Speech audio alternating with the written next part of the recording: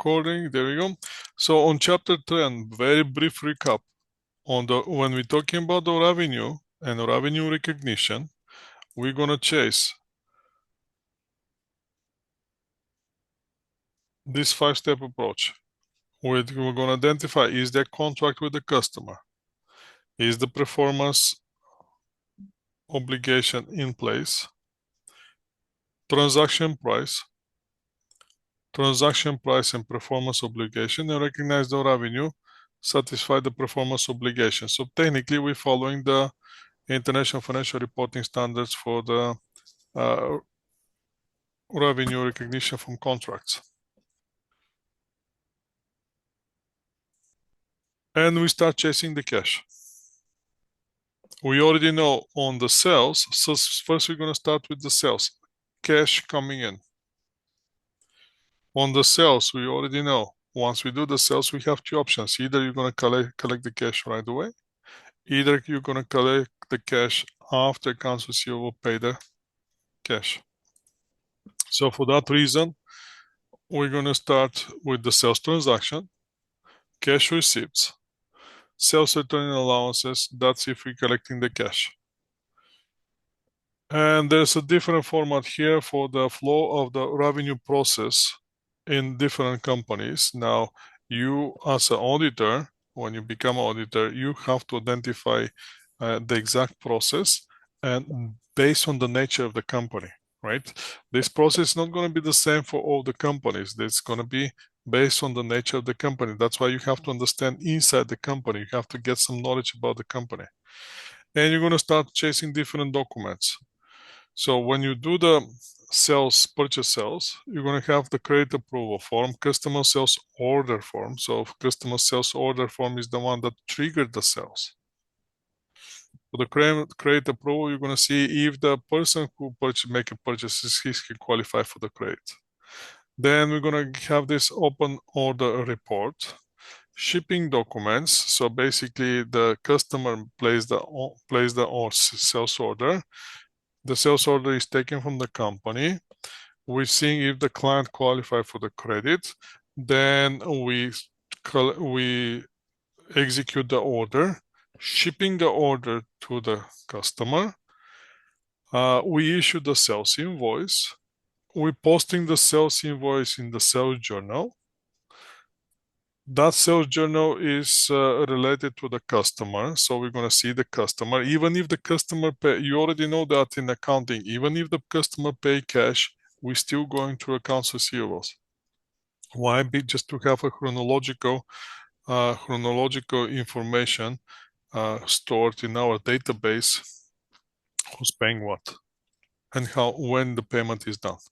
So you're just going to do, even if you pay cash, you're not going to go sales cash, you're going to go sales accounts receivable to keep that customer record of that particular customer, and then accounts receivable cash right away.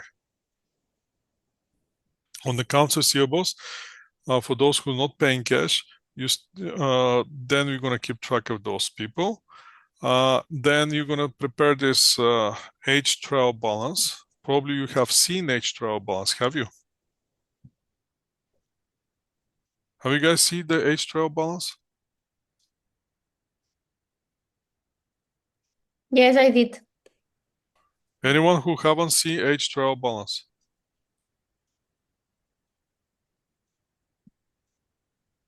Is there anyone who haven't seen age trial balance? Yeah, Me, prof. I did. Yeah. You did, or you haven't seen it? I haven't seen it. You haven't seen it. Like, Okay, let me see. like Let me see if you can find some age trial balance to show you right away. I think I should have it here somewhere.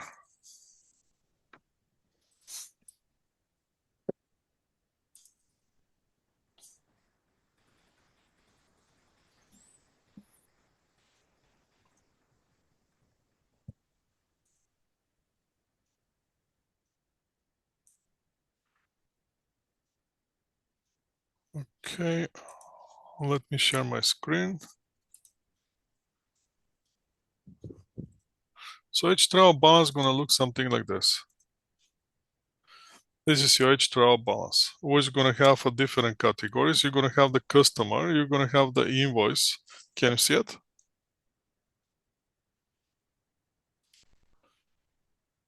You're going to have the customer. You're going to have the invoice number. You're going to have the invoice date. What kind of type of transaction it is? Is it an invoice? Is it a payment? And then you're going to have what's the current balance, what's the 30 to 90 days, what's the 60 to 90 days, over 90s, and total. Obviously, the last column will be total. And you'll be able to see this.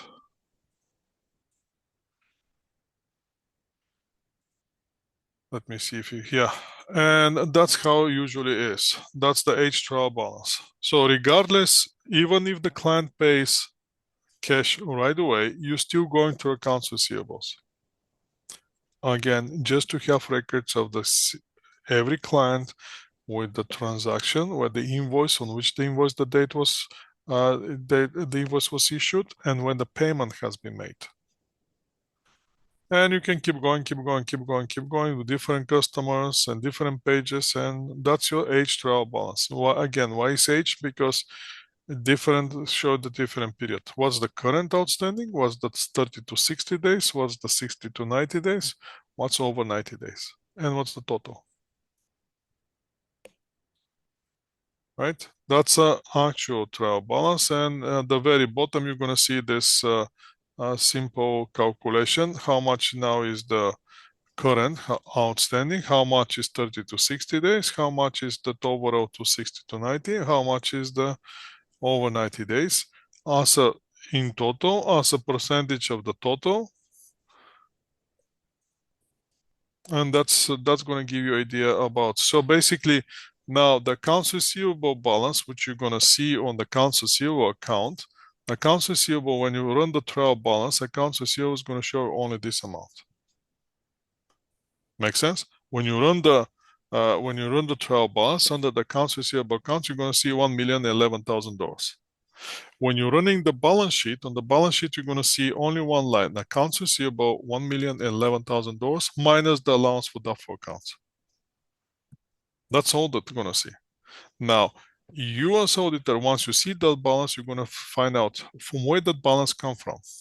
And then start running this analytical, the trial, what was the H trial balance for the customers.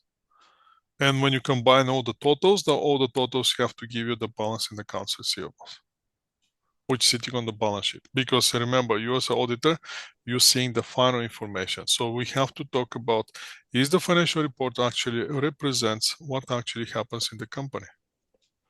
Is it represents if those balances are actually accurate? And then you're going to start chasing the cash receipts, if there are any credit memorandums, and if there's any write-offs. For the write-offs is the authorization. And now those one will be we're chasing the cash inflow here, sales and cash in. Now, what else we can chase here? The documenting the internal control. We're going to chase the internal control environment, assessing the risk process. What else was interesting here? What I saw is they have a different element of the. Now, first, watch this. First, we're going to examine the revenue transactions, anything related to the revenue. And we're going to go to the level of assertions. Then we're going to happen, once we satisfy with the revenue, all the revenue is there, all the revenue is recorded, then we're moving to the next process, which is the cash receipts transactions. So once we satisfy, okay, the revenue, everything is correct, the revenue is recorded properly. Now let's chase on the other side. Where is the cash? We're going to the level of assertions for the cash. Once we're done with the cash, then we're going to start chasing other things. We're going to start chasing accounts receivables, allowance for the doubtful accounts, and bad debt expenses. Again, we're going to the level of assertions on the transactions for all those elements. Again, accounts receivables, allowance for doubtful accounts, and bad debt expenses. Once we're satisfied with that, we start chasing the sales which happened on the cutoff day. Cutoff day is the reporting date. So what we're going to do, we're going to ask for the sales report on the last 30 days of the year and the first 30 days of the year. Same thing with so what we're chasing is, imagine this, imagine you're doing audit of, what would be that? Best Buy. You're doing audit of Best Buy. You know that at the end of the year, you have this Boxing Day and you have a Christmas sales. Now the question is, if they're reporting like a 5 million sales on the Christmas day, is this actual sales? Are those actual sales? Because as you remember from experience that we already have, all the stores across here in BC, all the big stores, what they saying when December 10 hits, what they saying? If you purchase now, we not accept to return until the end of the year. You can return it after the end of the year. Make sense? We're not accepting return after December 15. Why? Because that's the busiest time. That's the Christmas, and we just want to generate sales. We're not focusing on the return. Return after the season, in January. Pretty much that's a practice of all the big stores right now, all across here in BC. So what's going to happen? Imagine this, they're going to report before December 30. If the year end is December 31st, they're going to record this huge sales in December, which 20% is going to become a return in January. So we as an auditor, we have to anticipate this, and we have to make the proper adjustments related to the period of sales. So we try to match the return with the sales.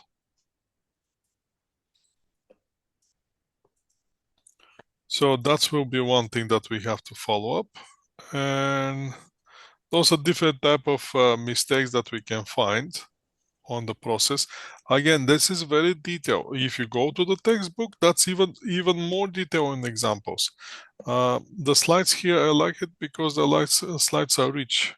In this course, the slides are rich. So now that's with the revenue.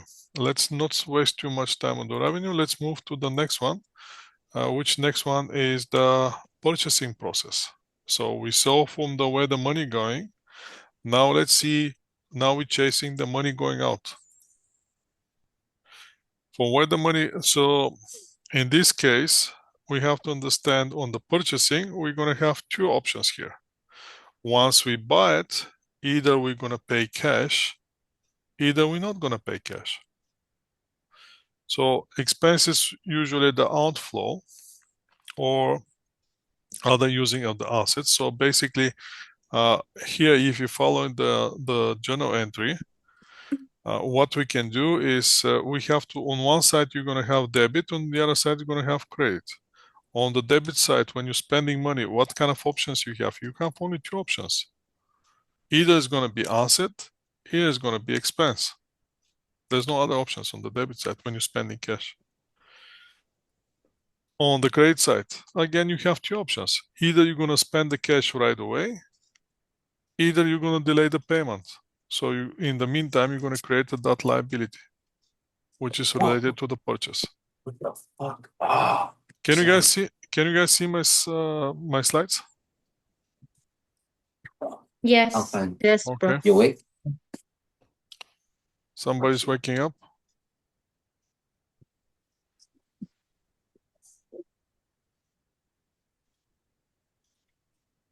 No. No? Okay. The water is spilled here. Okay. Let's mute that person who's waking up. So expenses are outflow or asset.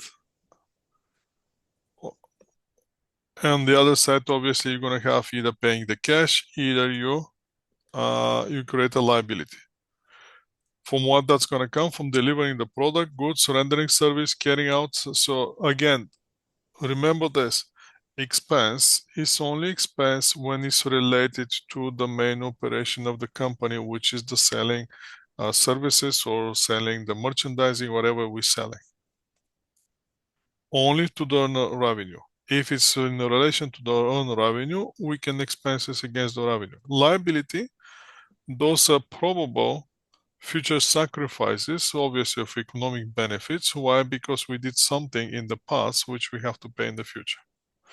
That will be particular entity to transfer assets or to provide services. So how are we going to set up the liability? Either with the paying the cash, either we have to provide services in order to that. So now the expense category, we're going to have a product cost, we're going to have period cost, and we're going to have this systematic allocation. Now, for the managerial accounting, you already know what the product cost is. I'm not going to go back on the managerial accounting. Some of you took it last semester, advanced managerial, so you should know what the product cost is. Period cost, you know what the period cost is, the one that is directly expensed. Product cost on the time being is going to stay on the balance sheet until it's sold. Once it's sold, become a cost of goods sold. Can period cost become cost of goods sold? Most likely not. And then we're going to have this systematic allocation. So what we're going to do with this? What's the normal process? What's the normal process in the company, big companies, when they are doing the purchases? Same thing with the sales. Everything starts with the sales. Everything starts with the sales order. Now, in the purchasing, everything starts with the purchase order. Somebody make a requisition to purchase something, then somebody places the purchase order in the company. That purchase order is placed, now that become a sales order on the other company, but become purchase order in your company. After that, the goods are received in your warehouse. Then the credit department have to come. Who's going to receive the goods? Credit department, because they're going to check if the goods meeting the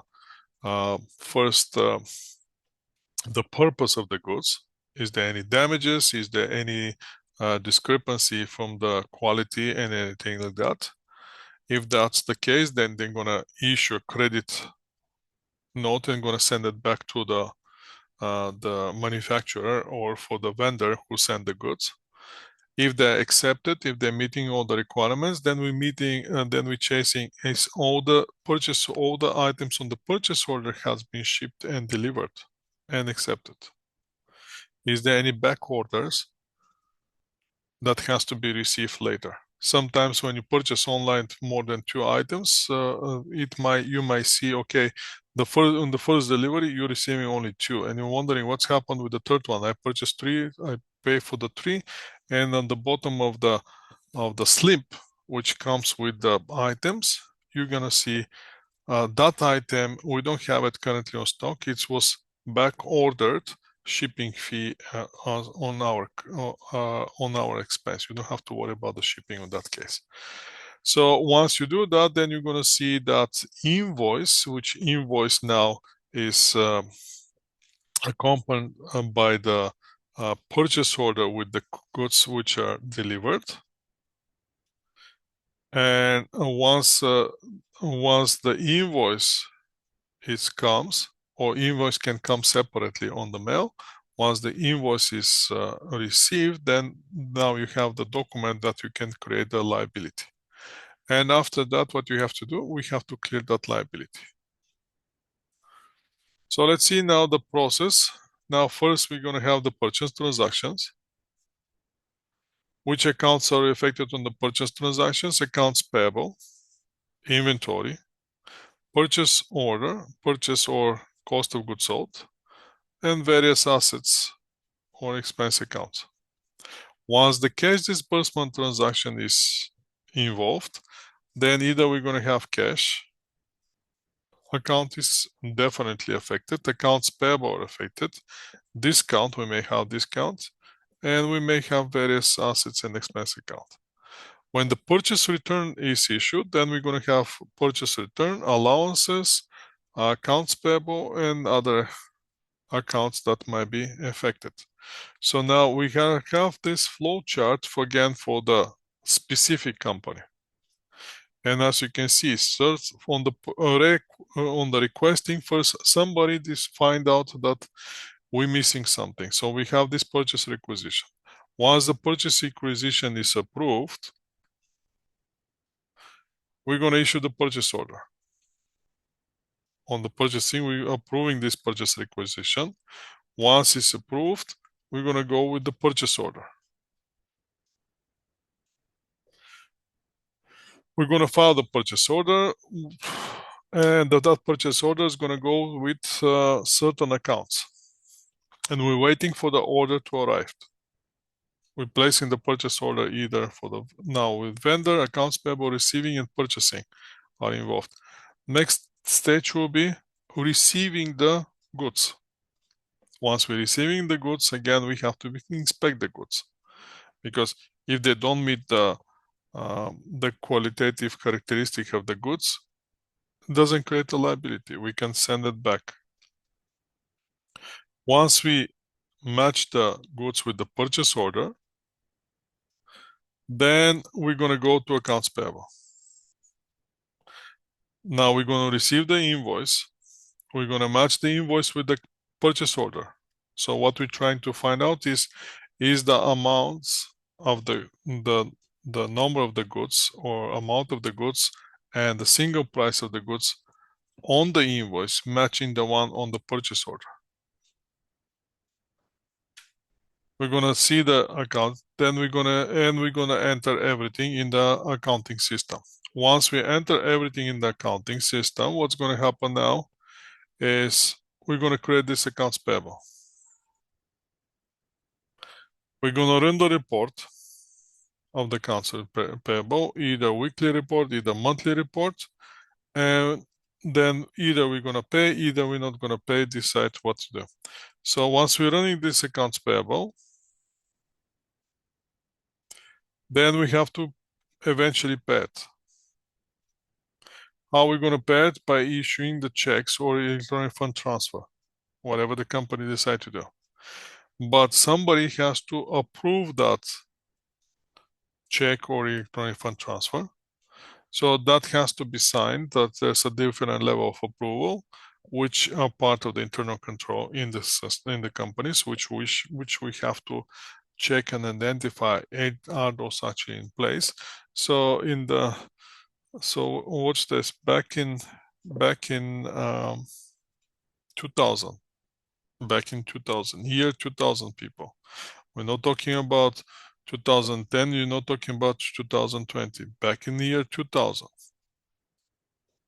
when I was working back in Bulgaria, and the company, yes, the company was publicly traded company on the New York Stock Exchange, and that was we were manufacturing part. We manufacturing some special products, which were sold to all the Western Europe and Middle East. Anyway, the level of control and how we did the payments in that company, because I was responsible for the payments, I was dealing with the accounts payables and anything related with the cash. So the system there was I haven't seen that kind of system since then. And probably I'm never going to see that kind of system. Now we had the secure internet connection with the bank, directly with the bank. So yes, on that time internet was not steady. Yes, on that time you have to do this dial-up kind of process. If you still, for those of you who are mature enough, they might remember that time. But anyway, the process was very it's kind of simple. So once you have secure line with the bank, that means you have the cable that's running from your company directly to the bank. That was one. Was it optic cable? I think that's exactly what it was at. But you still have to make a connection to the cable. So anyway, we needed that stable connection. And then the next thing that we did is the two people can sign. Now I'm entering the accounts payables.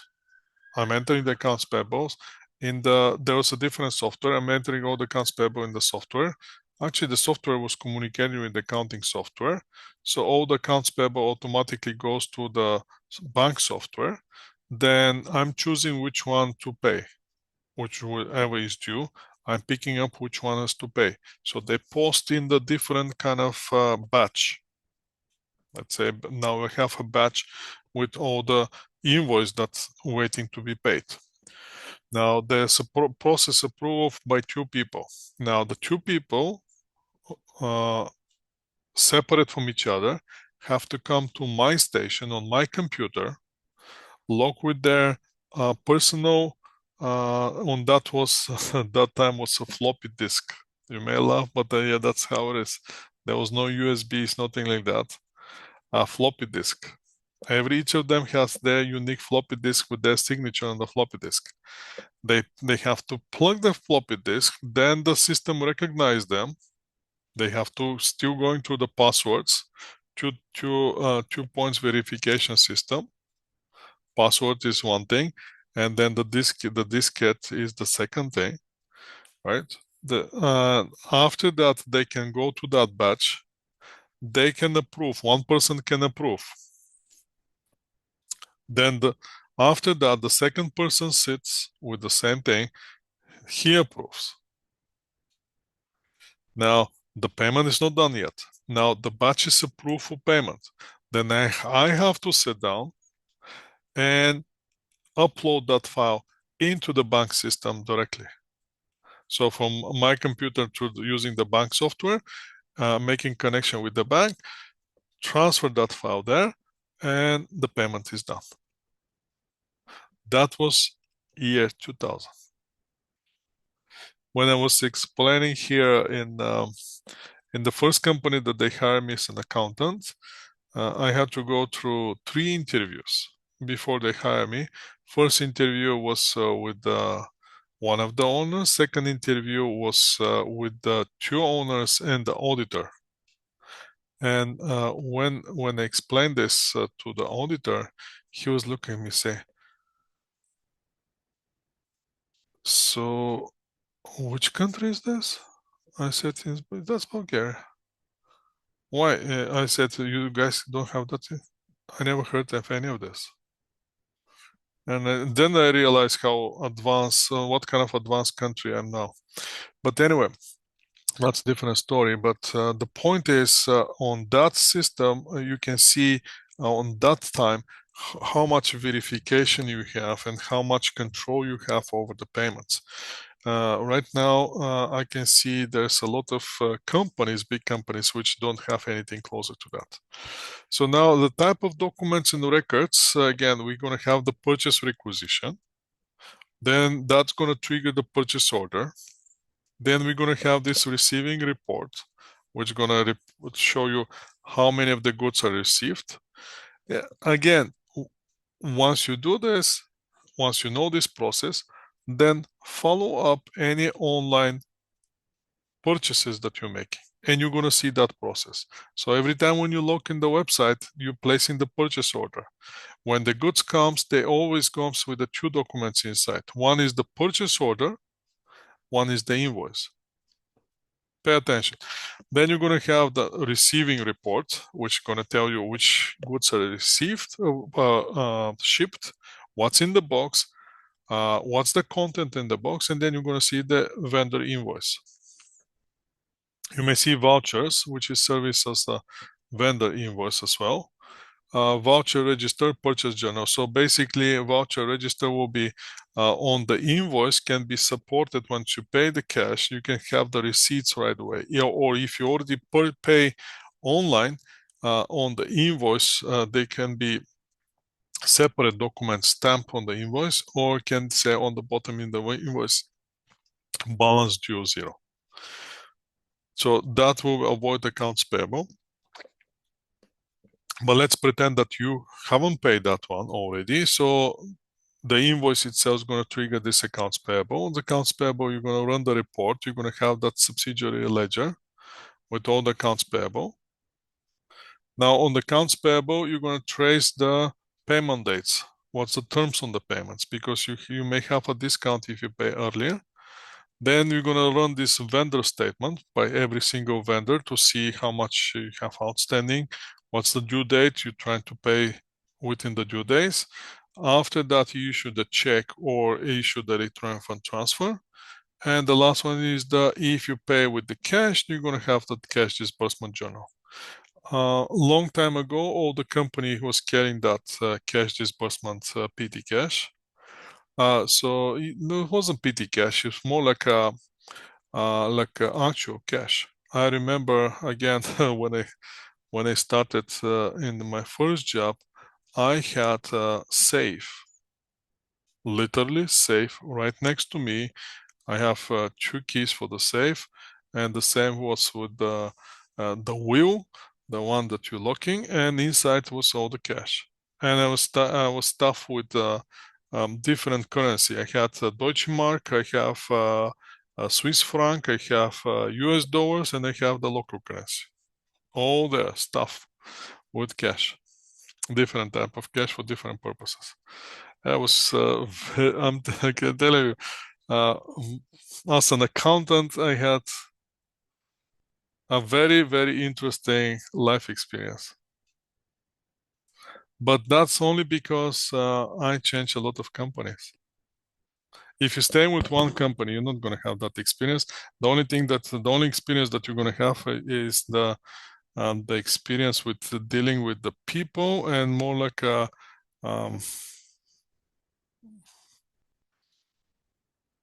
how can I say, that will be like a human kind of experience in terms of who is angry, who hasn't slept well, and then trying to bring all the personal issue in the company and make it public, right? That's kind of things. Otherwise, if you want to have a good experience, change the companies.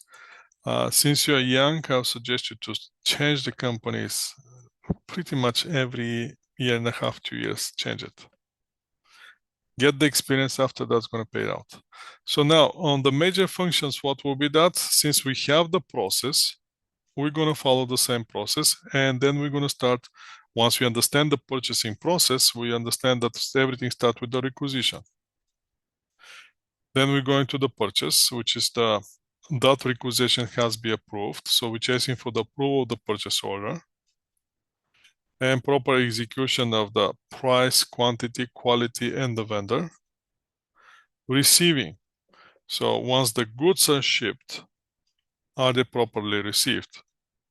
Who authorized the receipt? Who like a check, and who authorized it or approve it? Then we're going to the invoice process. Processing the vendor invoice for the goods and service received. Also processing any adjustments if that on the receiving stage the credit department says, well, there should be some adjustments because the items is damaged or we have to ship it back. So that will trigger some allowances or any discounts if we have to pay within the time. Disbursements will be the processing of the payments to the vendor. Accounts payable, anything that hasn't been paid or sitting outstanding. And the general ledger will be the accumulation in the proper accounts. Now, which accounts are involved? There's so many accounts here involved, but definitely cash will be involved. Accounts payable are going to be involved, and anything else related to the purchase. So we as an auditor, or you as auditor, you have to understand this. Now we're going to the segregation of duties. So on each of those processes, we have to identify what's the segregation of duty. On the purchasing, if one individual is responsible for requisition, purchasing, receiving, this can result a lot of things. Imagine the purchasing, the person who purchasing within the purchase order, he also orders some personal stuff. Can he do that? Well, he's the one who receiving it. He's the one who technically entering in the system. Who knows what he purchasing and how many of those he purchases? Invoice processing function. If one individual is responsible for the invoice processing and accounts payable function and the purchase transaction can be processed at the wrong price and terms, or cash disbursement can be processed for the goods not received. Then we're going to the disbursement function should be segregated from the accounts payable. So if one individual responsible for disbursement function, so he's the one who writing checks, and he has access to accounts payable records, unauthorized checks can be issued, or unauthorized electronic fund transfer can be made. And then we're going to the accounts payable function. If one individual is responsible for accounts payable records, and for the general ledger, that individual can conceal any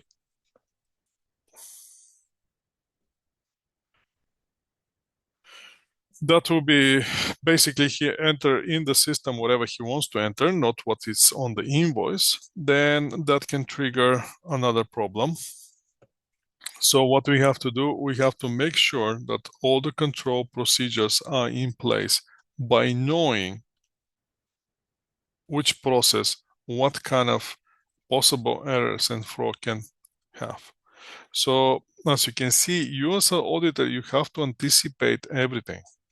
You have to know the process very well. And once you're familiarized with the process, you have to anticipate from where the possible risk can come. And then you have to check, is there control procedures in place so you can be satisfied from your how can I say, your observation, your understanding of the process, and your worries and your identification of the errors and fraud. Is there control procedures that mitigates those your ideas? So preparation and approval of the purchasing order, that will be the key, again, key segregation duty in one place with those. Now the next thing is inherit risk assessment. So now we start chasing what's happening in the company, what's the process in the company, how the company, different companies going to have a different process in the purchase. Same thing with the sales, right? You have to understand this based on the size of the company, based on the volume of the items, based on the different, what will be that, different departments that the company can have. There will be a different organization inside the company. So is the supply of the raw materials adequate? And how volatile are the raw material prices? That will be something that's is related to the industry-related factors.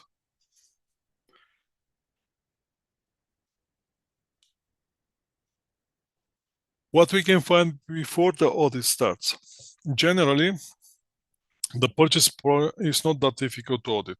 Is that not to represent contentious accounting issues?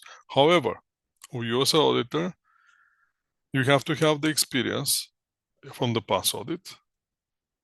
You have to consider and assessing the inherent risk. So even if you're already familiar with the company, you still have to go through the inherent risk. What you're going to see in the CPA cases, you're going to see this.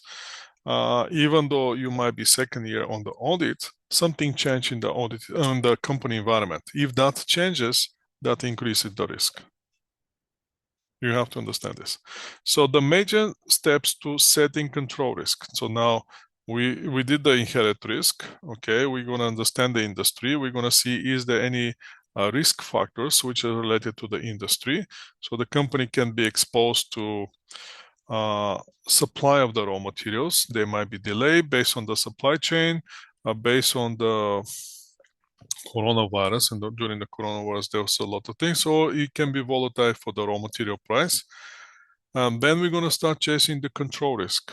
So we, as you can see, we're chasing inherent risk, control risk, in order to come up with where the detection risk is and what kind of procedures we have to put in place, either to decrease that risk, either to keep it high, if the inherent risk, control risk are low. So the major step of setting the control risk of the purchase order will be to understand the documents and document the purchase process. Plan and perform tests of control on the purchase transactions and set the document of control for the purchase processes. From where we're going to gather the information? From the information system. So from the information system, what we're going to chase? For each major class of transaction of the purchasing process, we should obtain the following information. First, how purchase, cash disbursement, and purchase return transactions are initiated. What's the trigger point for that transaction? If the cash disbursement transaction is randomly chosen by somebody in the company who don't have authorization, then obviously control risk is not in place. The accounting records, support documents, accounts involved, cash disbursements, and purchase returns. Then we're going to chase the flow of each type of transaction from initiation to inclusion in the financial statements. So what initiates the transaction? Purchase requisition. And how everything is included in the computer process. And then we're going to follow the process of accrue liability. How are we getting that liability? Now, after the testing and the control, we're going to set the achieved level of control risk. So either control risk will be high, either control risk will be low. When testing the control support planet level of control, no modification necessary in the planet detection risk. So that's when the test of the control supports the planet level control risk. If we planet level of the control risk is set up to be low, and through our observation, going through all the processes, we actually establish that yes, the control risk is on the low level. Then we don't have to do any modification detection risk. So whatever we're planning to do initially as audit work, that's what we're going to do. And then we may proceed with the substantive procedure as planned. When the test does not support the planet control risk, then what we have to do? We have to lower the detection risk. What we're going to do, how we're going to lower the detection risk? By increasing substantive procedures. So what we're going to test here? Obviously, we're going to test for the assertions, first for the purchase and the cash disbursement transactions. And you're going to see here examples, different examples. I'm not going to read those one. You can read those one for the occurrence, completeness, authorization, accuracy, cutoff, classification, presentation. Those are on the transaction and events. So the next thing is the reports. So those are the examples. Once you have the what's the assertion and what we chase on the assertion, then we have the examples, what exactly we're going to test.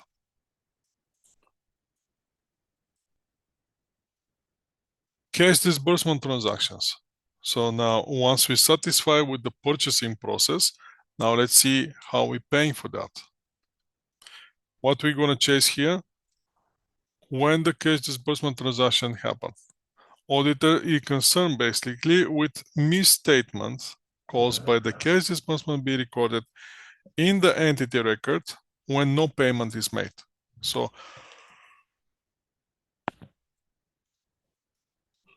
everything is recorded, but the vendor hasn't received the payment. The primary control activities to prevent such a misstatement include the proper segregation of duty, independent reconciliation and review of the vendor statements, and monthly bank reconciliation. That's why we have the bank reconciliation in place, because the bank reconciliation itself is a form of control of the process. Which process? Disbursement process and between transactions.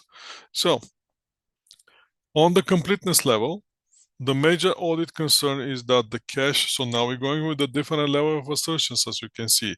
First, we're going to go with the occurrence, completeness, authorization, accuracy, cutoff, classification, presentation, but only for the cash disbursement transactions. The major audit concern is that the cash disbursement is made, but not recorded in the records. So, in addition to the example control discussed in the occurrence, now we can also account for the numerical sequence of the checks. So we're going to go to the checks and we're going to see, is there any checks missing? A reconcile of daily cash disbursements, if there's a PT cash or if there cash disbursements, how there's going to be account, is there any documentations for the cash, who keeping the cash, is the cash documents in order, with the posting to the accounts payable subsidiary records. Next thing, we're going to change the authorization. That will be the proof that the segregation duty is in place.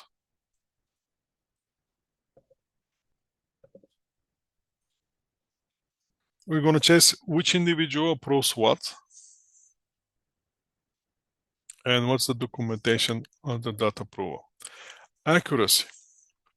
One of the major audit concerns is that the payment amount is recorded incorrectly. Again, we're starting with the incorrect recorded amount or missed amount. To detect such an error, entity personnel, so the people in place, have to reconcile the total of the checks and EFT issued on the daily basis and prepare those daily disbursement reports. Cutoff. On the cutoff, we're chasing the reporting date, including reviewing of the reconciliation of cash disbursements with posting to the cash disbursement general ledger payable. The auditor also, we're going to test cash disbursement before and after the year end. That's why people, when you're planning to do something in the company, don't do it in the last month and don't do it in the first month of surrounding the cutoff period or year end. If you're doing something, choose another period. Classification of the cash disbursement. Then the auditor is concerned that the cash disbursement may be charged to the wrong general ledger account. So what we're going to do, we're going to use the chart of account. We're going to check the approval and the review of the account codes if that system is in place.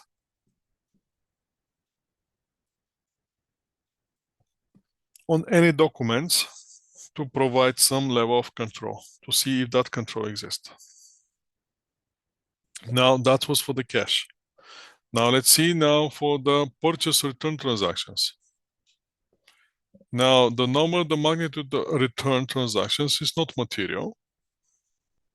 The returns will be probably less than 5% or even 2%, it might be.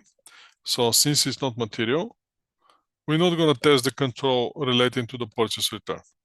Again, that will be based on the materiality. Once you set up the overall materiality and performance materiality, then you're going to see is the amount of the return falls in any of those amounts. If not, then you don't have to test it. Now, the substantive analytical procedure are used to test the reasonableness of the amount. How reasonable is that amount? Obviously, what you're gonna do, you're gonna check the amount of return from the previous year to see if those year are actually in the same percentage of the purchases, or you can percentage of the sales. So let's see this one.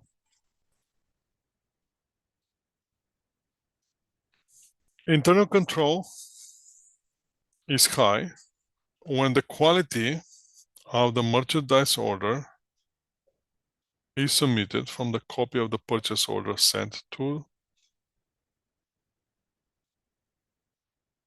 which.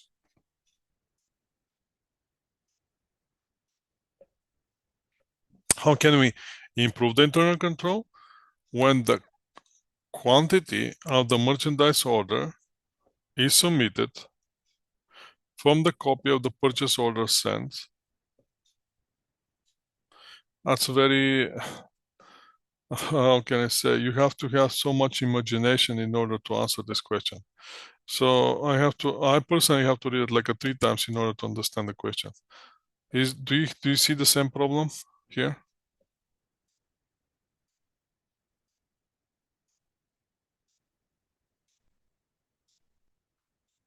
Do you understand what the question asks?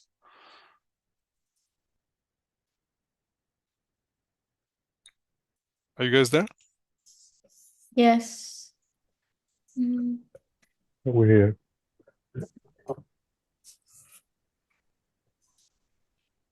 The quality of the mercanty? No, like they don't have the quantity, so Yeah. they don't know how many units.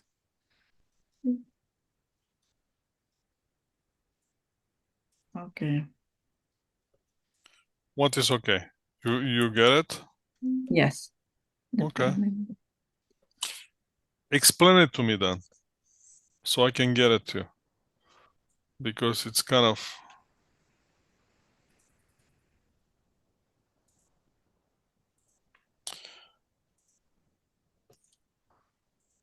Who's gonna explain it to me, please? I think that if they don't know how many units, how they gonna know if the price is correct? That is true. But internal control is threatened, that means it's high, when the quantity of the merchandise order is submitted from the copy of the purchase order sent to which department?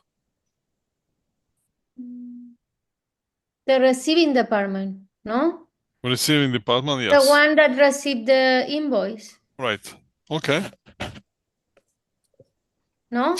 Am I Yes. wrong? No, you're right. That's the That's first one that see that the invoice is wrong, right? That they right. should have add the quantity. Right. It shouldn't go like farther than that. Shouldn't. That's true. At least that's what, when I was working as accounts payable, if I got any invoice with anything that didn't seem like correct to me, I send it back. Like, hey, I need you to add this or change that. Okay. Got it. Yeah. Who else agree with this? Yes. I agree. You agree? Okay. All right then. Let's move on to the next one.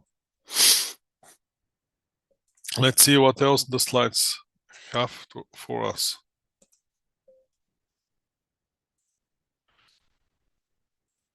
Then once we do this, so we're chasing the purchasing, which cash disbursements, which is purchasing, we chasing the cash disbursements. Let's move into relating level of control risk to substantive procedure now. Now, if the results of now we're going to the point that based on what we find out in the company is not what we expected. So if the results from the test the control support of the plant level control risk, we conduct substantive procedure at the plant level. So basically, once we test the control and we find out that whatever level of control we plan in the beginning is actually matching what we find out, we don't have to do anything. We just continue with the normal substantive procedure on the planet level. If that doesn't happen, then we have to increase the substantive procedures in order to reduce the detection risk. What will be that? Audit on the account balances and accruing expenses. So what we're going to do on the existing, we start chasing the level of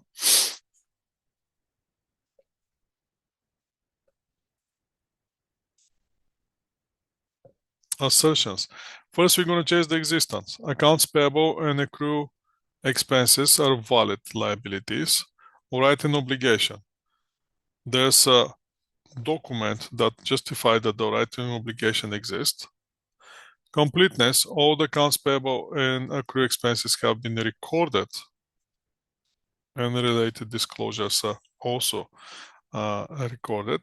Accuracy, valuation, and allocation, that will be the accounts balance and accrued expenses are included in the financial statement at the appropriate amount. Then we're moving to the next level, which is the classification. All the accounts payable and accrue are recorded in the proper accounts. So as you can see on the accuracy, valuation, and allocation, we're not chasing for the proper account. That's happening on the classification level. In the presentation, the accounts payable and accrue expenses are appropriately aggregate or disaggregate and clearly described, and related disclosures are relevant and understandable on the financial reporting. So the substantive analytical procedures, which will be the substantive analytical procedure, we're going to compare the payable turnover and days outstanding in accounts payable to the previous year. Obviously, once we have 1 year, we always try to compare with the previous year. And we're going to see the differences. Obviously, if we have a percentage difference too high, then that's going to be alert there's something going on. We may have understatement or overstatement of the liability. We're going to compare the current year balances in accounts payable and accrual with the prior year balances. Again, we're chasing overstatement, understatement. Compare the amounts owed to the individual vendors with the previous year.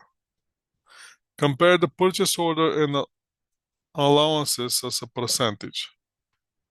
And predict the accrued interest expense based on the loan terms that the company has with the banks and bank institution. Again, why? Because we already requested any documents or any contracts that the company has with the bank or agreements on the anything related to the cash. Then we're going to test of the transactions, accounts balances, disclosures. So not what will be. For the completeness, we start going one after another. First, we're going to start, let's go with the completeness here. We should conduct research for unrecorded liabilities. How are we going to do that? We're going to ask the manager about the control activities. We can vouch large dollar items from the purchase journal and the cash disbursements journal for the limited time after the year end. We're going to examine the date of each the receiving report. We can examine the files of unmatched purchase orders, receiving reports, and vendor invoices for any unrecorded liabilities. So if we see that unmatched purchase order, so again, once you issue the purchase order, once you get the receiving report accompanied by the items which are received, those two have to match. And then we have the invoice, which invoice have to match the purchase order receiving report and shows the amount outstanding. If there's a mismatch or all those three don't match, then we're chasing those one to see is there anything that hasn't been recorded. On the existent, the major concern will be whether the recorded liability is a valid obligation to the entity. I can put obligation that the company owes money to so much money, but there's nothing behind. With the fictitious company, the same thing that they did in accounting in the movie The Accountant, the first part. If you watch the Accountant first part, that's exactly what they did. They recorded liabilities or obligation which doesn't exist. So what we're going to do is we're going to vouch the samples of items on the listing of the accounts payable to the other supporting documents. So that's how he caught the fraud. I mean, whatever they're doing in the company.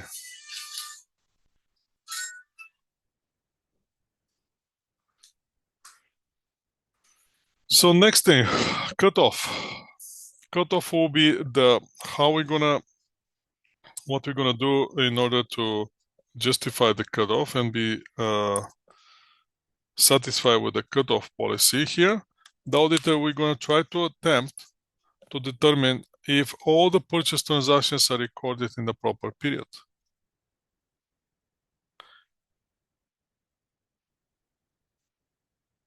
Purchase cutoff is considered with the entity physical inventory count. Now the product cutoff should also be determined for the purchase return transactions. So basically, we're gonna go there and we're gonna see when the person who received the orders, are they physically count the inventory that has been received? Then that inventory has to go to the warehouse. At the year end, we're gonna check the inventory on hand and we're going to try to match the inventory with hand with the inventory that we have on the books. That's why sometimes when you see on Walmart or any of these big chain stores, there's pay attention and you're going to see it. Sometimes on the shelves there's a list, like a white page with some boxes on it. And that means that day, at the end of the day, when everybody leaves the store, there'll be inventory. Which inventory is going to count how many items they have, and they're trying to match the inventory on hand with the inventory on the records. The next thing is right of obligation. There's a little risk related to the assertion because the entities seldom have the incentive to record liabilities that are not obligation to the entity unless purposely you're doing that. Accuracy, valuation, and allocation. Accounts payable should be recorded at the gross amount or net of the cash or discount amount. And the valuation of the accrual depends on the type and the nature of the accrual expenses. Most accrual are related easily to the value, so those you can be easily traced back to the invoice. Classification. So on the classification level, we have to identify and reclassify any material debits in accounts payable. Segregation of short-term and long-term payable. And ensuring that the different type of payable are properly classified. So once we go once we check the balance sheet, again, only on the liability, you know that we have a short-term liability and long-term liability. So we're chasing that, are those properly segregated one from another. No, we're not chasing the liability itself. The liability itself is the one amount, but what we're chasing is on the balance sheet, are they properly reported on the right section of the balance sheet?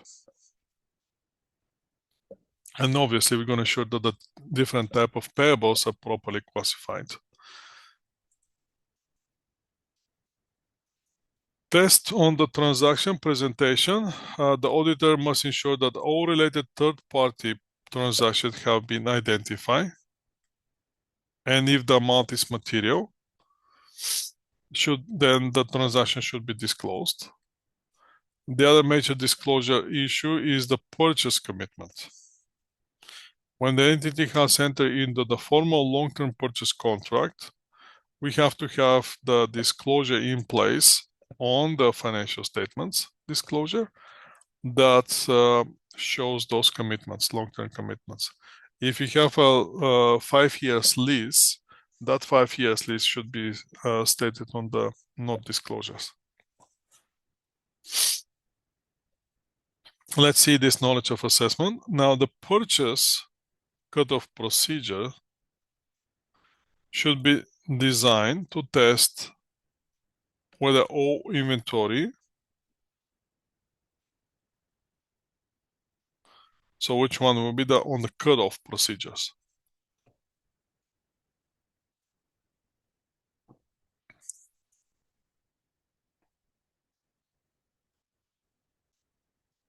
How are we going to design that cutoff procedures to test whether the purchase and receipt before the year end was paid, or order before the end of the year was received, or the purchase receivable before the year end was recorded, or owner of the entity is in the possession of the entities at the year end? Obviously, the last one is the stupid one.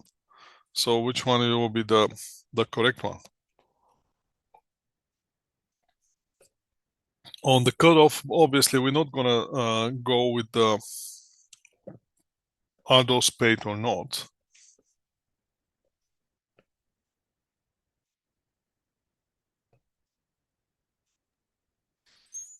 I So, think it's it. so let's see. Let's go back to the cutoff. Where was that cutoff thing?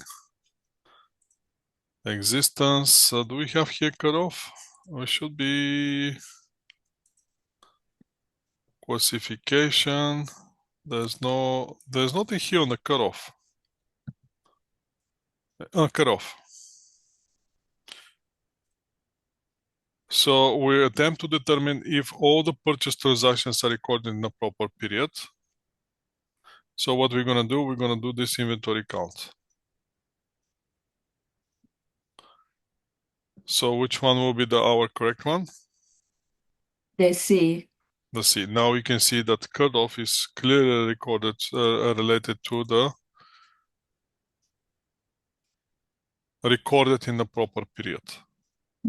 Not paid in the proper period, but recorded in the proper period. When exactly it was paid,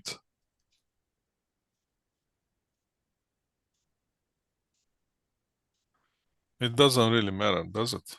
It's just going to affect how long the accounts payable sitting outstanding.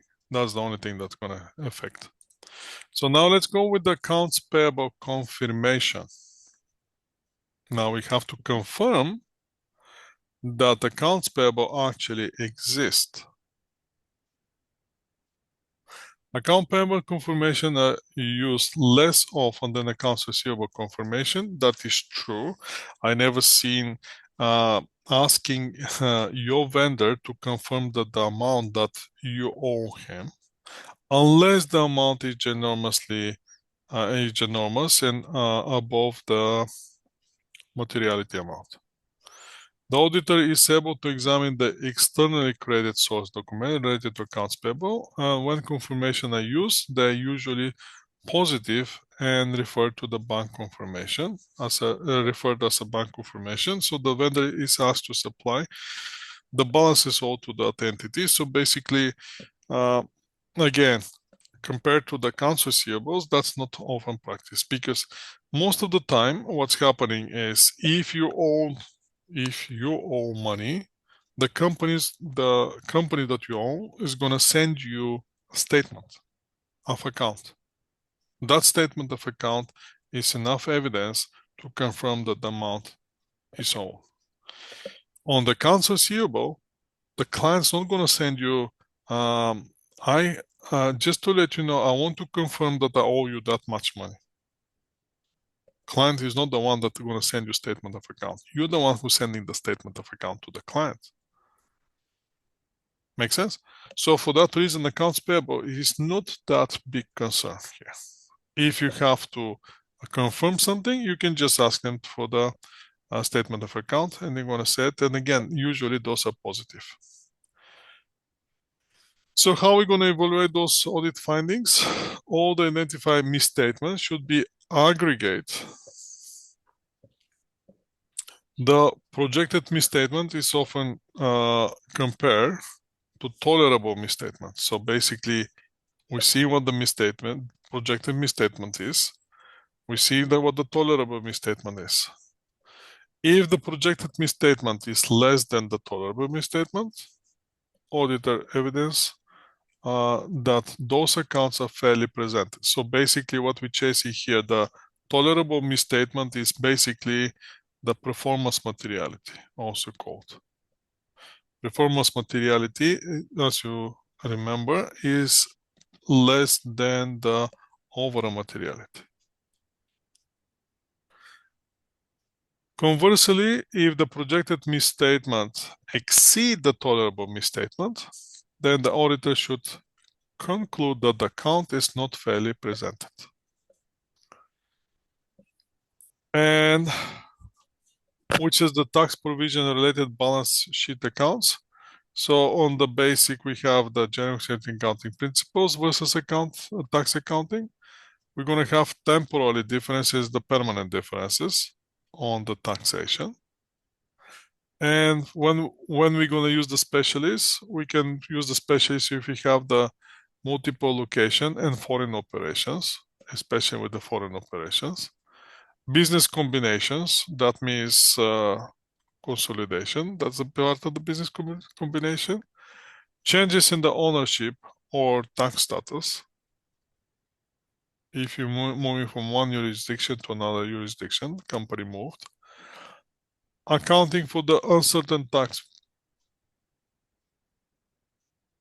positions and deferred tax assessment on the valuation issues if we have any problems with that. So those are the exemptions that for which we might use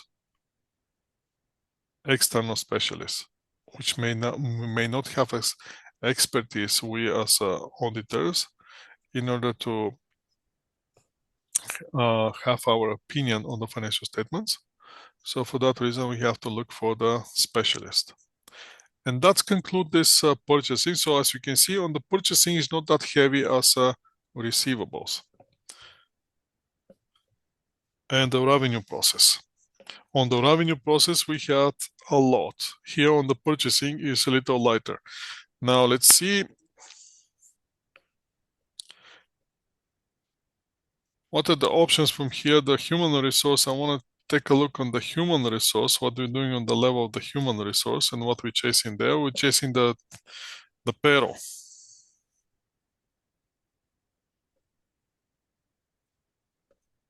Shall we go with the human resource or leave it for the next time? What you say?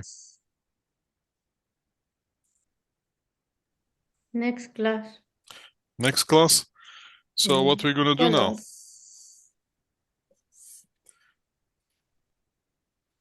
Let's utilize our time properly now. So what we're gonna do is, I want you to follow me now. How many people I have? Let's see first how many people I have in the classroom. I still have 22, so there's no change in the numbers. I already make a copy of who is here, who is not, so I can after that I can post your attendance. Now, what I want we to do is let's go and do some practical stuff. Let's stop with this theory, because at some point people, I don't know if you understand, but at some point you have to go in the classroom on the exam conditions and you have to take the exam. So let's go with this one. Let's go back to CPA, CFE reports.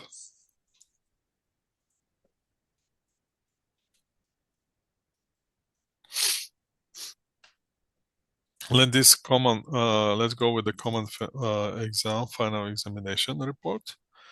And let's choose one. We're chasing day 2.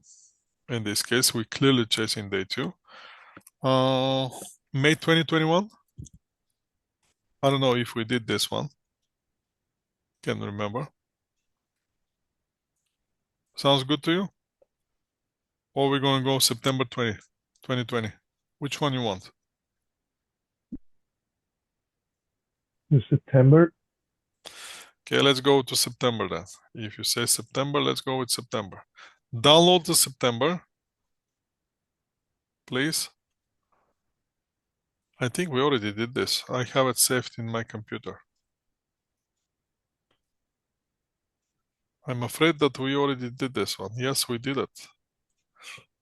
April 9. So we already look at this one. So let's look at the other one. Let's go with the May 2021. This one we haven't. So we're sticking with May 2021, people.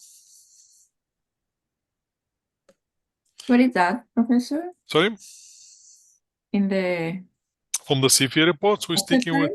stick with the May 2021. Okay. Let's see if you can see my screen. You should be able to see. So we are on May 2021 examination. So now let's see. I'm chasing now.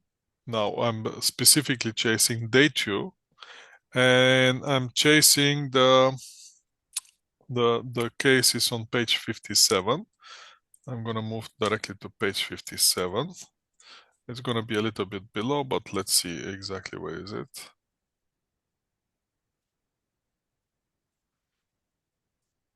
Is this? That's day 1, so we don't need day 1. Let's go to day 2.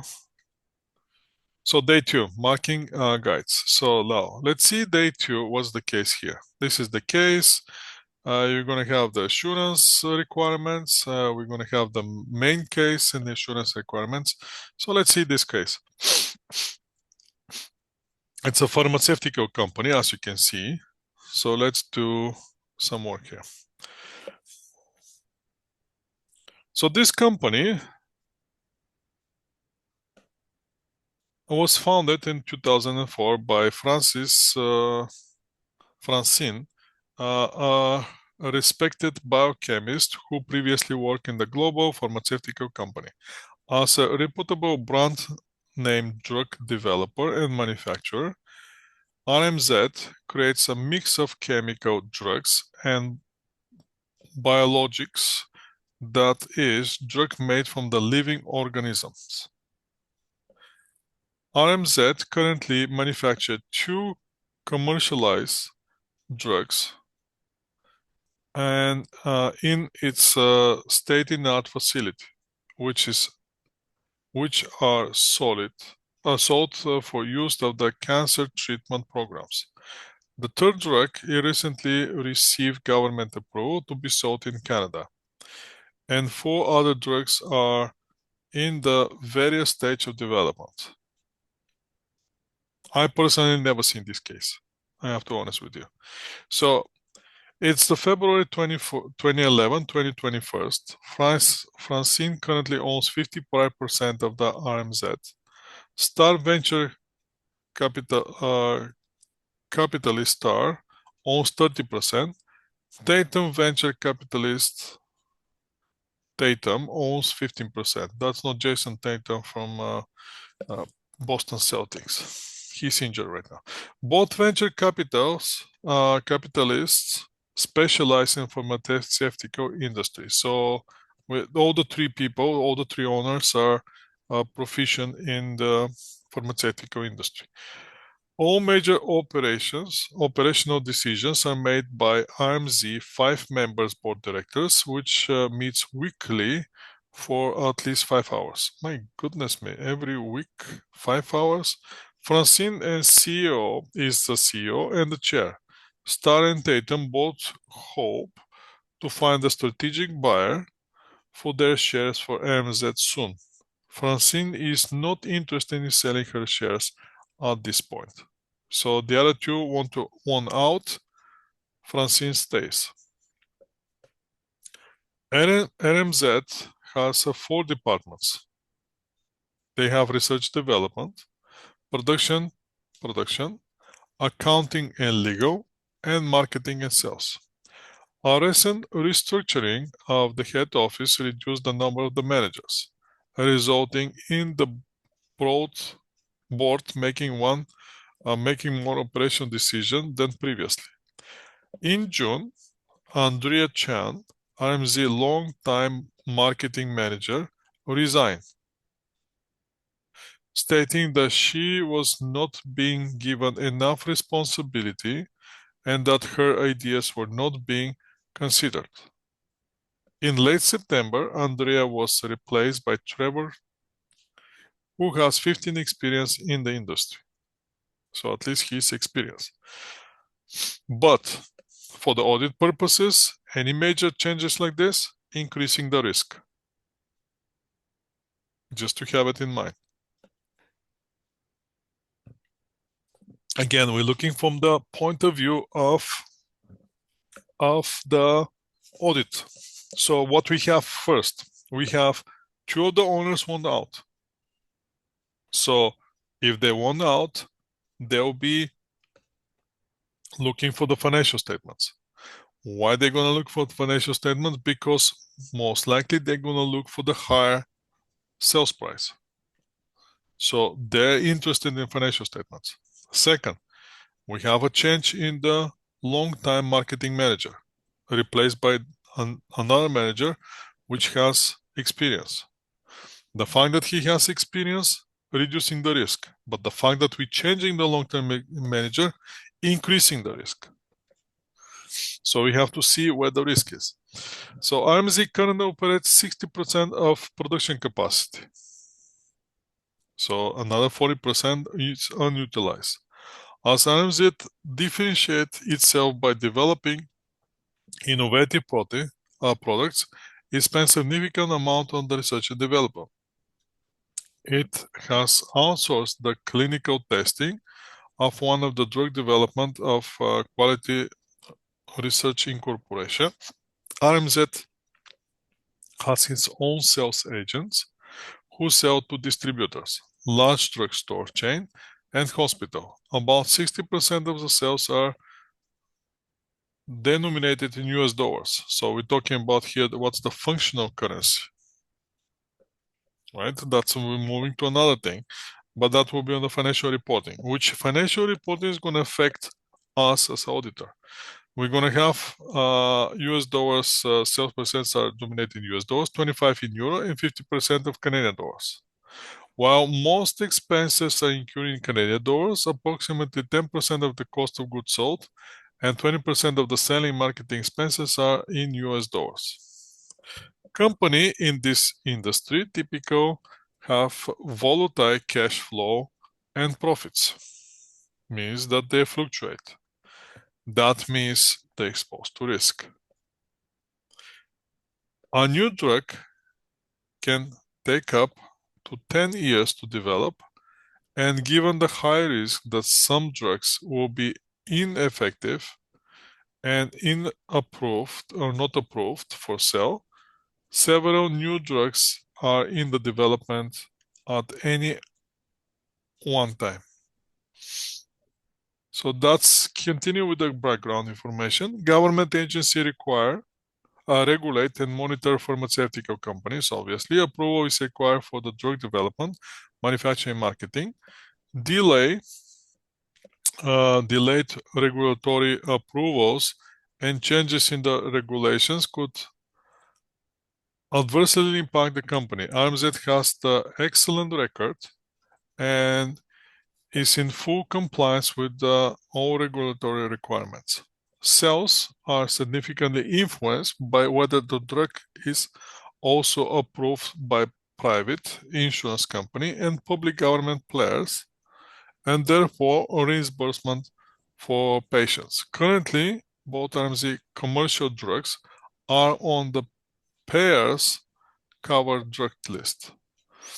The payers influence drug price to the coverage limit of that are set. There's increased concern from the public about the cost of the healthcare.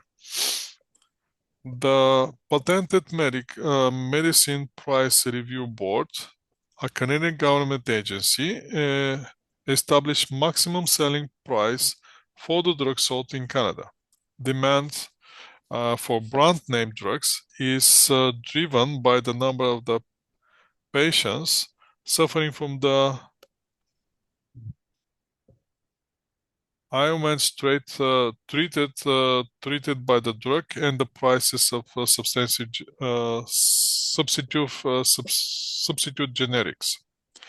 Generic drugs. Now we're going with the brand name versus generic. Generic drugs are designed to perform the same as the brand name drugs, and currently represent 70% of the all drug sales in the industry. As generic producers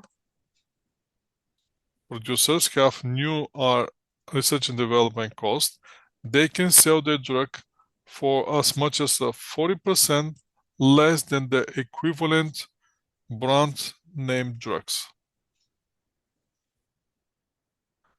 You see, that's something that I didn't know. So do you know what that means? Do you understand what this sentence means?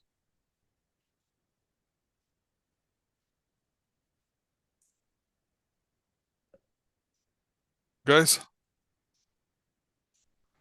that's something interesting. I didn't know that.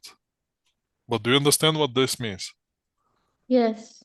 What that means? That's they are generic brand, right? They are not the They're not the brand name, the no. real brand. So No. so the maximal price that they can sell is like 40% less than the real brand. Right. That's no? Is Yeah, that? yeah. Yeah, they have They can sell limitations. their drugs as much as 40% less than the equivalent brand name drugs, yes. Once the generic drugs is approved for sale, the brand name revenue declines significantly. Why? Because they're pushing the brand of now we have the competition. Because generic drugs can only be marketed once the patent expires, the patent provides a period of protection for generic drug sales. The lessen the threat from the generic, the brand name drug developer are moving to biologic drugs, which are more difficult to replicate. They may also change the composition and delivery method of the drugs, so make them more effective than the generics. RMZ has long-term debt with the Consideration Bank, a Canadian bank which carries debt to earning before interest, tax, depreciation, and amortization covenants. So they already have the covenants. So again, another risk for us. Year-end bonuses are paid to the managers and employees of the 4 departments based on their respective departmental operating income. IMZ has a December 31st year-end and consistent with the rest of the industry, applies international financial reporting standards. IMZ has appropriately used Canadian dollars functional currency since the insertion. So, okay, they're using Canadian dollars as a functional currency. All foreign currency transaction during the year has been correctly accounted for. So we're going to rely on this statement that currently appropriately using and correctly accounted for. The controller, Harry Zhang, MBA, has responsibilities for financial reporting, budgeting, costing, and taxation. Harry was on sick leave for 4 months. That's another risk. right there. Audit risk right there. Or first controller with MBA has been on the 4 months maturity risk. During his absence, the accounting department staff took over for him. Harry was just returned to work and needs assistance with the various tasks.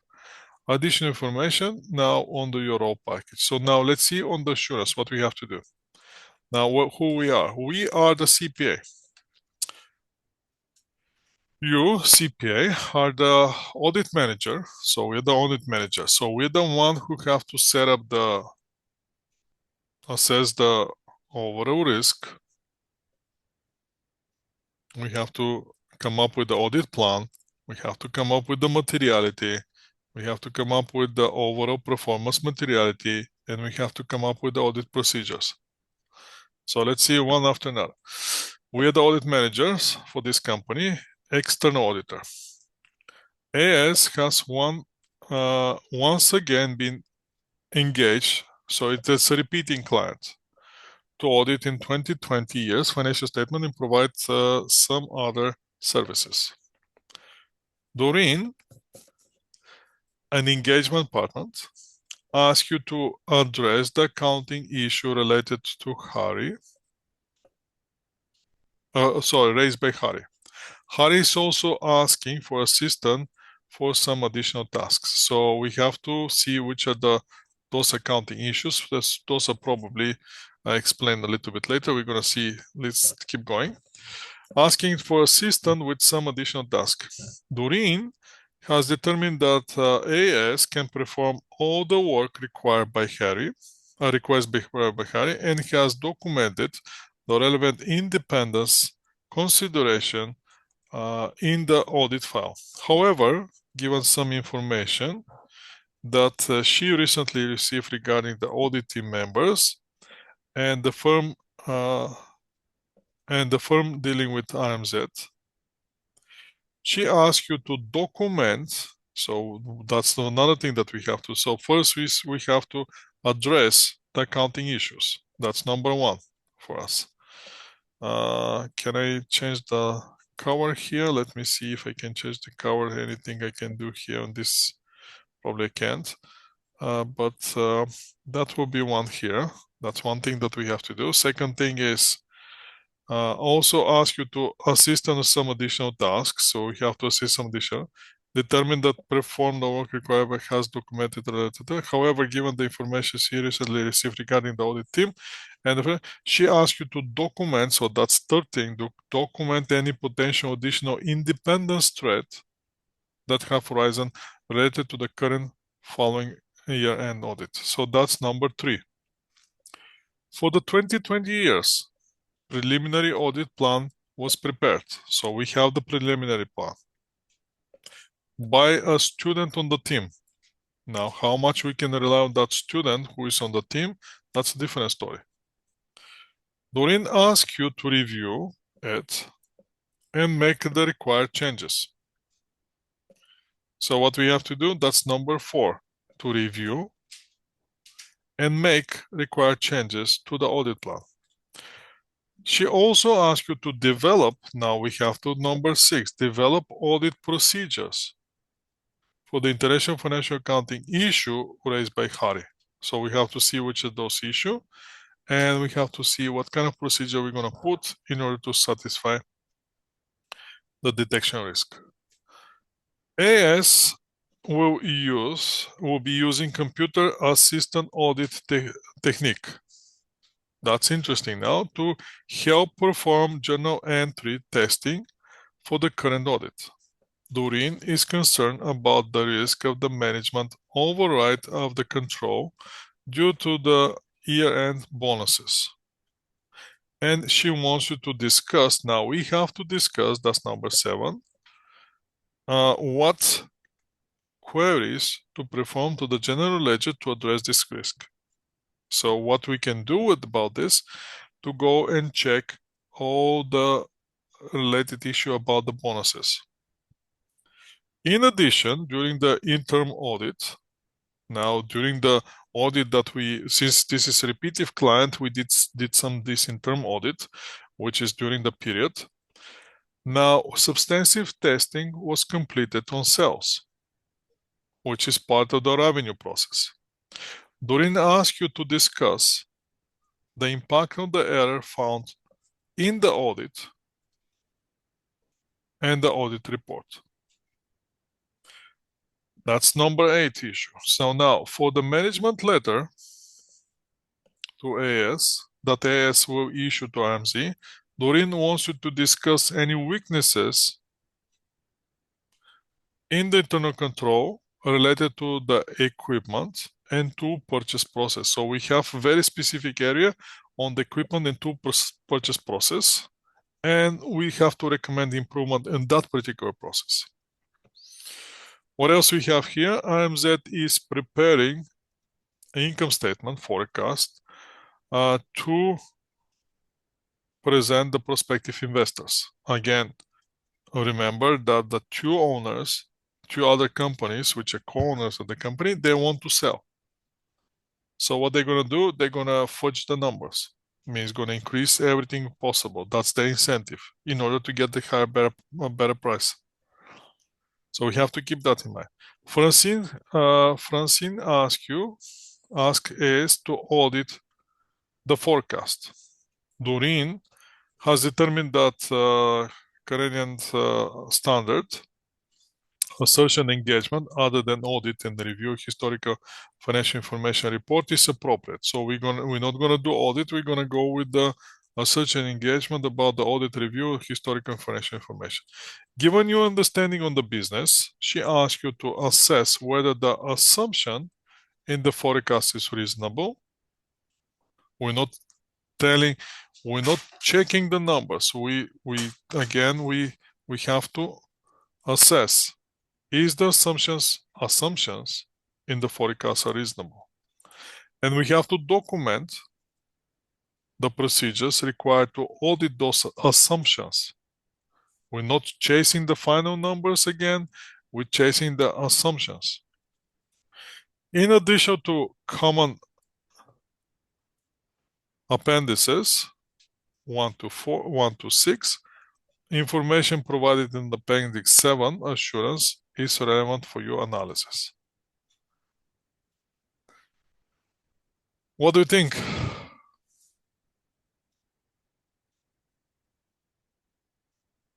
This is your case. This is the audit part of the case. So you have to solve the problems in the case and the audit part of the case. And this is not the whole information. Now we're going for your role. That's for the finance. We're not interested in the finance. We're not interested in the performance management. We're not interested in taxation. Now let's go with the appendix 1. Now that's the email from Harry about the issues, accounting issues. All contracts with our customer are signed by Francine and by the customer. Prior to 2020, all contracts contain the same terms and conditions. In 2020, we entered into the new revenue contract with the Shepherd General Hospital that has different terms. In appendix 3, we're going to find those terms. The customer agreed to pay within 30 days of the receipt of the goods. Historically, collection of the amount received from the customer has been problem. Ownership of the goods transfers when they're received by the customers. So when the goods are received by the customers, that's where the ownership of the goods is transferred. We recorded 990,000 of the revenue in 2020 for the 18 units sold for 50, which that were delivered. Now at the start, so those are delivered, but they have been received. That's a questionable. At the start of the drug development process, we created a business plan for each drug. Our accounting system tracked expenditure and captured the cost per drug. I have attached a schedule that details the phases of each drug, as well as the expenditure that were capitalized as intangible assets for 2020 drug C. So we're going to see what's the drug C and what's going on there. On May 1st, our administration office moved 332 Parental Street, moved into this address, the building that houses research development manufacturing, which has recently been renovated. We rented out the old office building, and the tenants moved on June 1st. Attached the information from the two appraisal reports from 2020. As of December 31st, the net book value of this land and the building was that amount and that amount respectively. Grocer is currently recognized separately as an investment property. I believe there's options that for what amount to record as a carrying value, but have not looked at those impacts on the financial statements. I have already confirmed that Doreen, the audit engagement partner, that the grocer leases is recorded correctly. And in the recent podcast, I heard about non-GAAP measures. I would like to know, what do you think of giving the increased use of the non-GAAP measures, and what's the main concern related to the external reporting for the measure those measures are? In addition, you can outline what our current and potential shareholders and our current lenders need from the financial reporting, and describe the type of the adjustments that they may want to see if we reported on the non-GAAP net income in addition to the international financial reporting statements. So you can see where they're going. They even go with the non-GAAP measures. Also attach a memo for our production manager, appendix 6. I appreciate your help. And now we start with the appendixes. First, we're going to go financial statements, which is first one is audited by us, and second one is the draft. And then we're going to see the notes to financial statements. Then we're going to see the balance sheet. And except on the new contracts. So the new contract signed, Shepherd may purchase up to 30,000 unit drug B at the agreed price of 55 per unit during the period from June 1st to May 31st, 2020. If Shepherd purchased all 30,000 units prior to May 31st, we agree to provide 3,000 additional units at no charge. Based on the purchase date, we may have to provide the 3 additional units free. Why is that? Because purchase prior to May 31st, we agree to, okay, so we have that one. Summary of the drug research, so that's for the drugs and how we're doing the research. Then we have the summary of the drug research with the numbers, which drug is completed, which one is in the process of completion. Then we're going to have this based on the 2 appraisal reports, the fair market value as follows. So the fair market value is if they sell the grocer, the selling fees will be 5% of the total fair market value.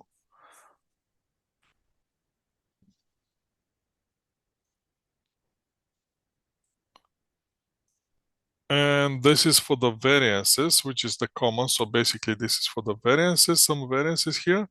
And now this is still done the variances. That's for the we produce and sold for units of drug B in Canada. Total cost for the units is that much, so the variances as well.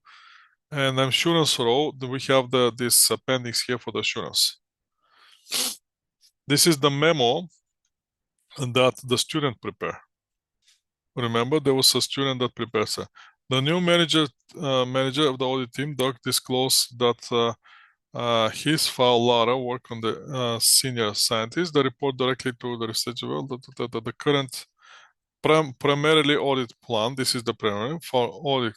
The risk of material misstatement of financial statement level had been assessed as low, as RMZ is privately company with no complex transactions. Would you agree with that?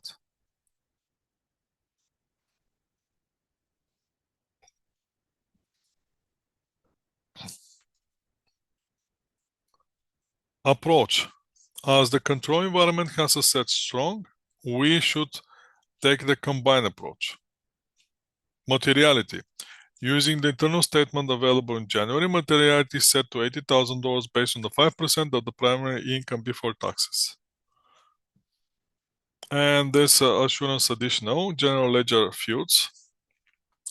The following fields are available for query: a general ledger, journal entry number, account number, substantive testing performed to date. What substantive test was that? That's on the interim testing that we did. That's additional information here. What substantive test performed to date.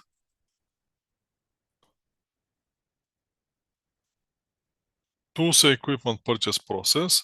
That's we have to assess that one, and still the tools equipment here. And the last one, the forecast for the prospective investors. The preparing forecast revenue will increase annually by 20% and by 10% for 2025. Cost of goods sold is estimated to be 30% of the sales. Residual will increase by 10 annually. Restructuring costs, selling, marketing, general specific costs will increase annually to the rate of the inflation, which is estimated to be 2%. Those are the, so we have to express our opinion. That's what we have to do. A lot of things we have to do. Now let's see the answer and let's see what they expect from us as an answer. Which row is this? That's performance management. That's a very, so imagine you have to do this case in 5 hours.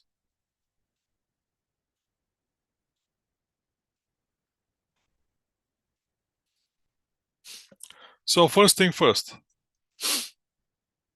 First, we have to discuss revenue recognition on the new contract. So for the revenue recognition, we're going to go for International Financial Reporting Standard 15, revenue from the contracts with customers. And we're going to apply all the 5 elements of that International Financial Reporting Standards. Then we're going to comment on them.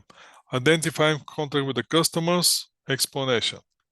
Is this met or not met? As you can see, therefore requirements step 1 are met. Step 2. Again, you're getting the part of the standard. As you can see, italic part, everything what's italicized, that means that's copy and paste from the standard directly. You can do that. As you can see, directly from the 1527 paragraph on the standards, you copy and paste it. And the whole point is you to say, is this met or not met?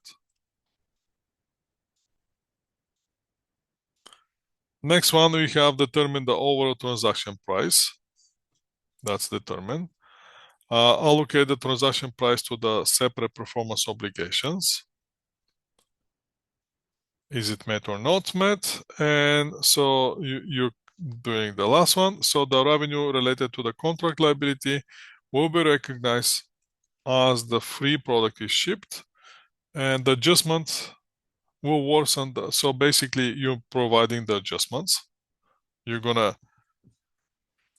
reduce the $90,000. You're gonna reverse it because that's where you have to defer that portion, and that's gonna reduce the revenue. Once you reduce the revenue, that to earnings before interest, tax, depreciation, amortization is gonna get worse. Next one will be the most taken. This is a financial reporting. Let's move from the financial reporting away. If you're interested, you can see the financial reporting, how this one is done. But I'm more interested in the assurance, and that's why we should be focused here. We are most concerned about our assurance.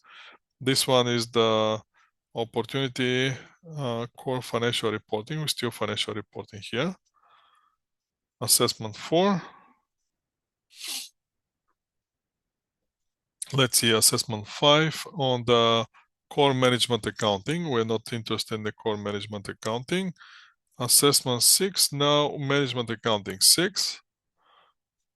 So you have to cover, you see, you have to cover in the main case, financial reporting and management accounting. And now we're going to the assurance.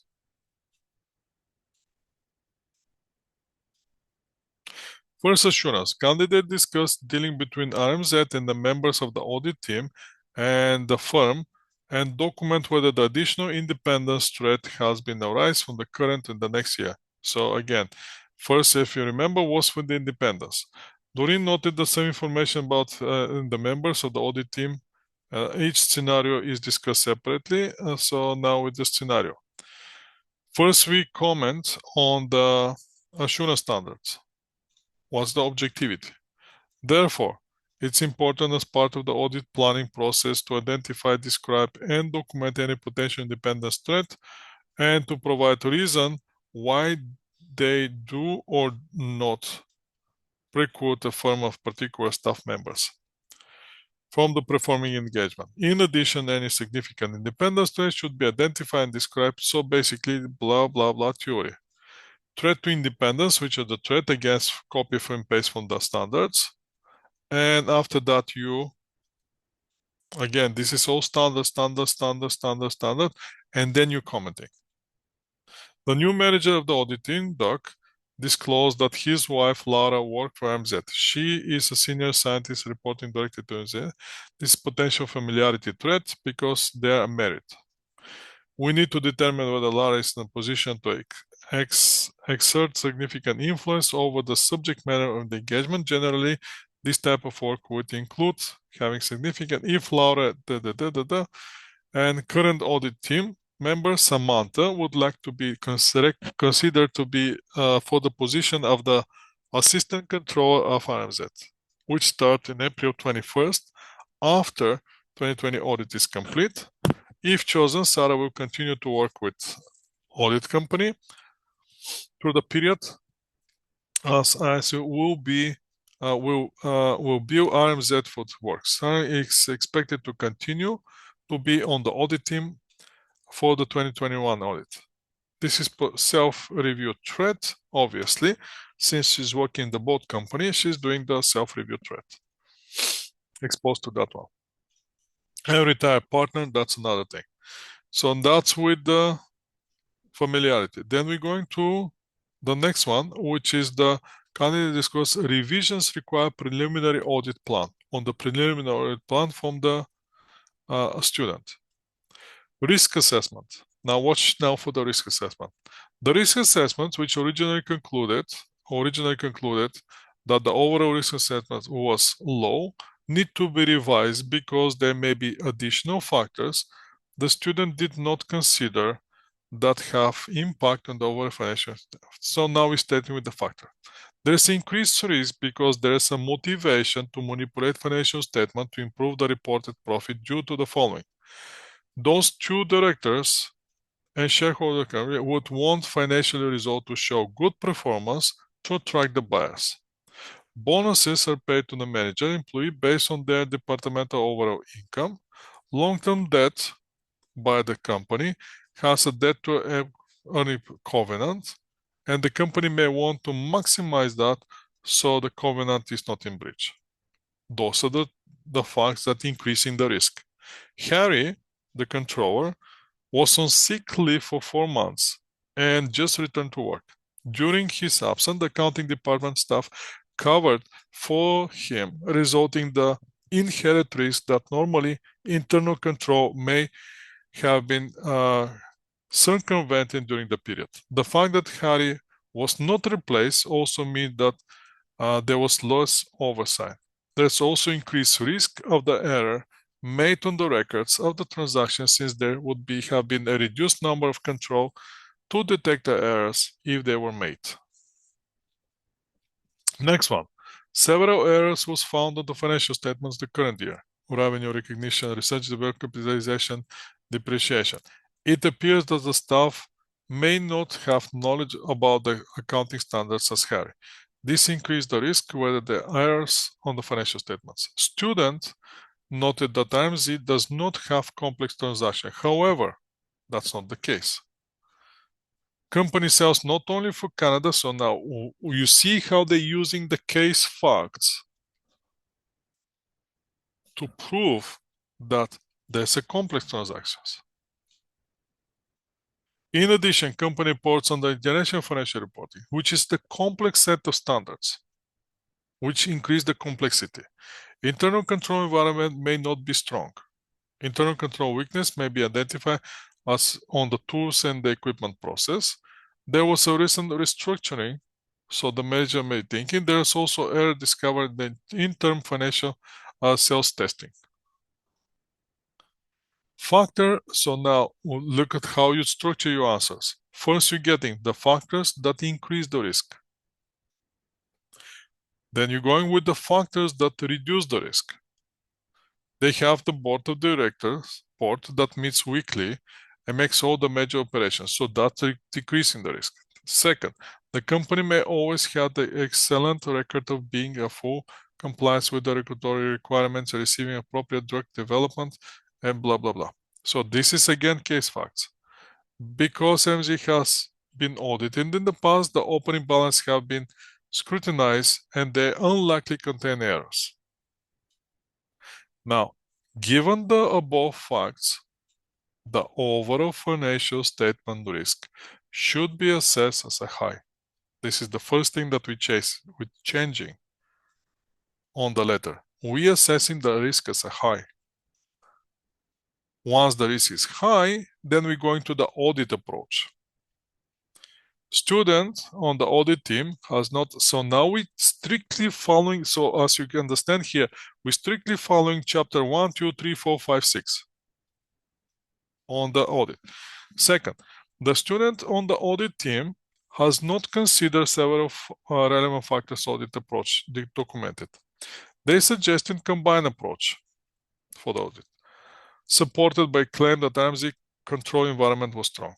A combined approach may not be possible given that Harry was away for 4 months and control during that time may not have been strong usual. Before a combined approach can be taken, control will have to be assessed and then tested specific period to ensure that they are operating as intended. If the control were not operating effectively during the Harry's absence, the substantive approach will be needed. So we're moving from combined to substantive approach during that period, at least. And the audit team will have to consider whether the efficient to rely on control for only a portion of the year or to use the substantive approach for the full year. In addition, internal control weakness were noted in the tool requirement. This means that the control cannot be relied upon in this area. Substantive approach should be taken for accounts related to those processes. Now we're moving to the materiality. Student did not justify the materiality level used to determine the materiality level. So first, what we have to do, we have to find out which are the users of the financial statements. So who are the users of financial statements? First, we have those owners of the company. Second, we have those two owners which want to sell it. Then we have the currently has a long term with the Confederation Bank, which has a covenant. And the management employee received the bonuses, they're also interested. Based on the above analysis, all users are interested of the profitability in this. Therefore, income tax before tax is the most appropriate basis for the use of materiality, as suggested by the student. So even though you agree with the student, you identifying the users of the financial statements and then confirming that the materiality. It's also consistent with the standard 320 materiality in planning performing audit paragraph A5, which suggested that the profit before tax from the continuing operation is often used for the profit-oriented entities. Now, determining the percentage is applied to chosen benchmark involve exercise professional judgment. For example, auditor may consider this is from the International Financial Reporting Standards. Audit standard, Canadian Audit Standard 320 A8. For example, auditor may choose 5% of the profit before taxes from continuing operation to be appropriate for the profit-oriented entity in manufacturing industry. So it stays on the standard. You don't have to, because last time you remember when we're talking about the materiality, you asked me question, how come we come up with the 5%? Because it stays on the standard.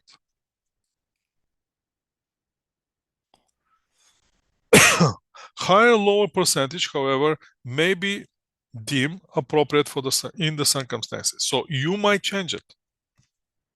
Now, the common range, so now you're coming from the practice. Common range is 3 to 7%. Luckily, 5 falls between 3 and 7, right in the middle. Right? So materiality, so that means to be assessed with changing the materiality, and we get in the military. Now the fair value, again, will be The students also did not set performance materiality. Performance materiality hasn't been set. So now we have to set the performance materiality, The performance materiality is set to reduce the on apparently low level of profitability that the aggregate of financials, the incorrectly undetected misstatement of financial statement exceed materiality of financial as a whole. Performance materiality, now watch this, performance materiality is usually in the range 60 to 75% of materiality. So if the materiality, we set up the materiality to be, what is the number here?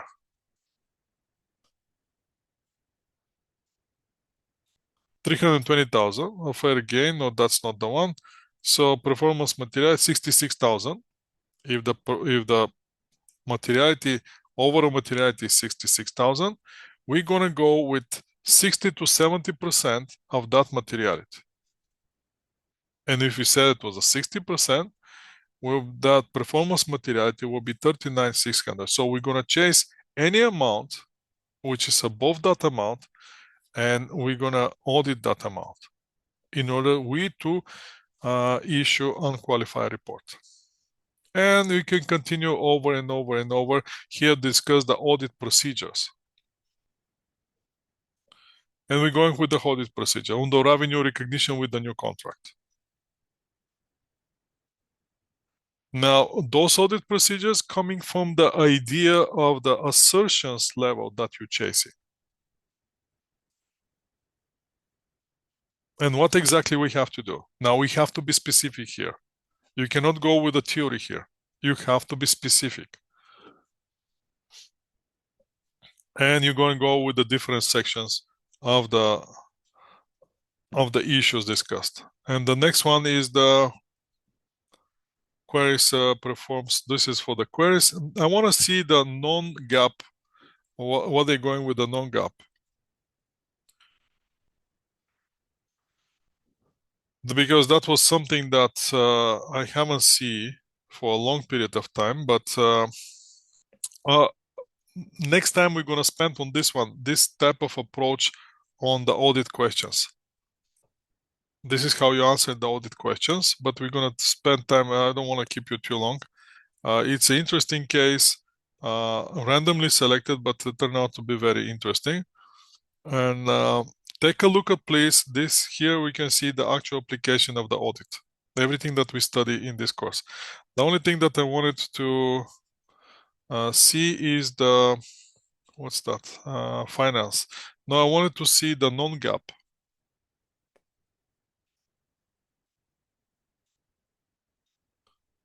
Is this the last one will be the non-gap? No, that's the forecast. I don't see anything on the non-gap, but let's take a look at those one on the next time. Okay, guys, that's what I wanted. That was